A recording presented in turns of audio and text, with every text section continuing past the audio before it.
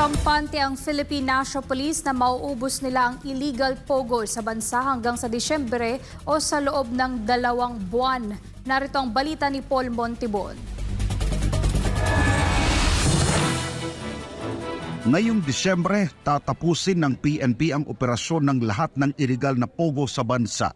Ito ang tinuran ni PNP Chief Police General Romel Francisco Marbil kasunod ng pinakahuling raid na ginawa ng kanyang mga tauhan sa panguna ng PNP Anti-Cybercrime Group at National Capital Region Police Office o NCRPO nitong nakaraang linggo sa Century Peak Tower sa Maynila. Anya, hindi sila titigil hanggat hindi nauubos ang mga illegal na online gambling at iba pang uri ng sugal kasama na ang usapin ng human trafficking. Mula rito, nangako ang general na may 2 buwan na lang silang natitira para pulbusin ang problema ng illegal pogo sa bansa.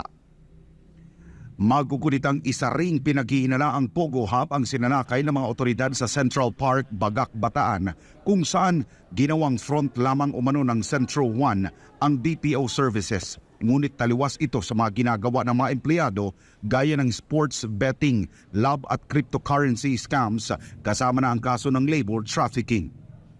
Ayon sa PNP, ang operasyon sa Century Peak Tower ay natuklasan bilang mother of all scam hubs sa bansa o central hub na isinasangkot sa iba't ibang illegal pogo operations.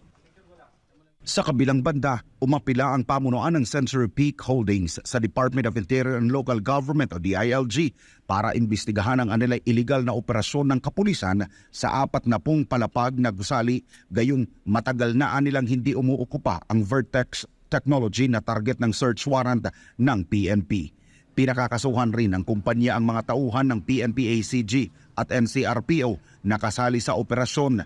Sa panig ng Philippine National Police, legal ang operasyon katuwang ang pangunahing ahensya gaya ng NBI para wakasan ang mga ganitong uri ng illegal na gawain sa bansa.